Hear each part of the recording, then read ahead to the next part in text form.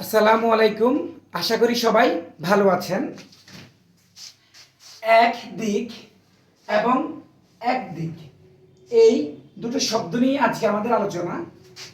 এক দিক আলাদা করে লিখলে এর একরকম অর্থ হবে, আবার এক দিক একসাথে লিখলে এর ভিন্ন রকম অর্থ হবে। এক দিক এটা যদি আমরা আলাদা করে লিখি তাহলে এটার অর্থ হবে এক সংখ্যক দিক, অর্থাৎ নির্দিষ্ট একটি দিককে বোঝাবে। যেমন লাকসাম সরকারি পাইলট উচ্চ বিদ্যালয়ের একদিকে রয়েছে বিশাল ও চমৎকার একটি দিঘি, অথবা বাড়িটির একদিকে রয়েছে সুপারি গাছের সারি।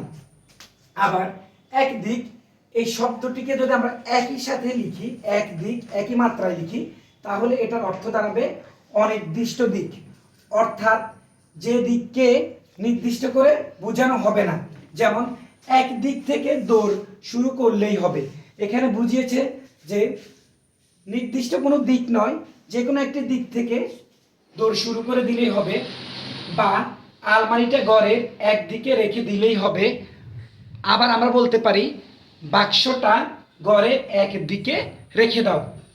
এক দিক আলাদা করে যদি আমরা লিখি এটার অর্থ হবে এক সংখ্যক দিক, অর্থাৎ নির্দিষ্ট দিককে বোঝাবে।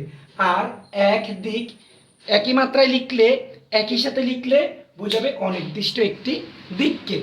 এখন থেকে আমরা লিখার সময় অবশ্যই সচেতনতা অবলম্বন করব।